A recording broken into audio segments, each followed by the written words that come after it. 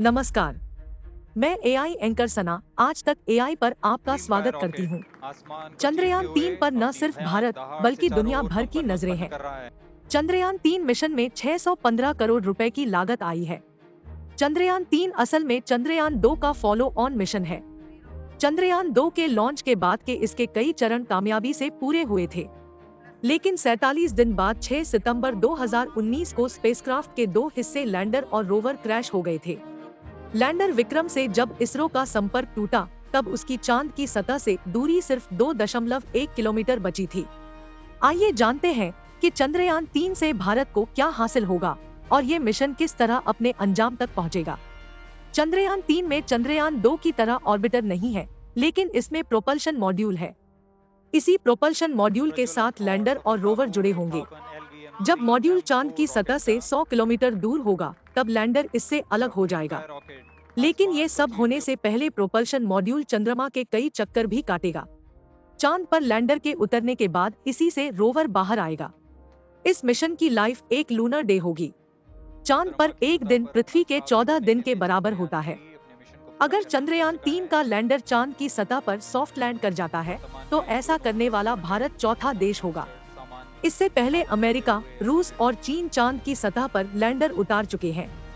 हालांकि दक्षिणी ध्रुव पर लैंडर उतारने वाला भारत पहला देश होगा।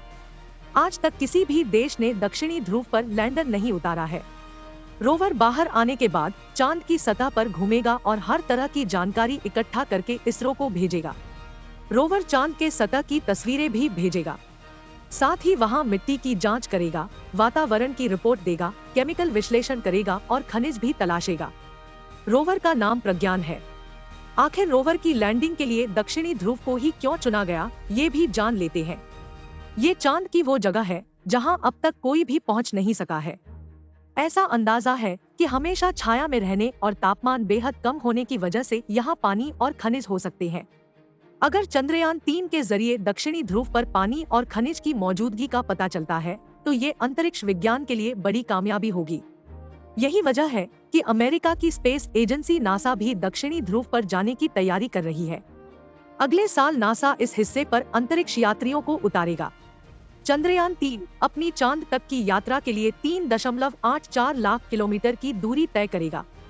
अंतरिक्ष यान के जरिए भेजे गए लैंडर के 23 या 24 अगस्त को चंद्रमा पर सॉफ्ट लैंडिंग करने की उम्मीद है। सही पोजीशन पर पहुंचने के बाद लैंडर मॉड्यूल चंद्रमा के दक्षिणी ध्रुव पर सॉफ्ट लैंडिंग के लिए उतरना शुरू कर देगा। चंद्रमा का दक्षिणी ध्रुव उत्तरी ध्रुव की तुलना में बहुत बड़ा है। इसके आसपास पानी की मौजूदगी की संभावना हो सकती है। एक बात और, जुलाई में ही चंद्रयान मिशन की लॉन्चिंग करने की एक वजह ये भी है कि इसी दौरान पृथ्वी और चंद्रमा एक दूसरे के करीब होते हैं।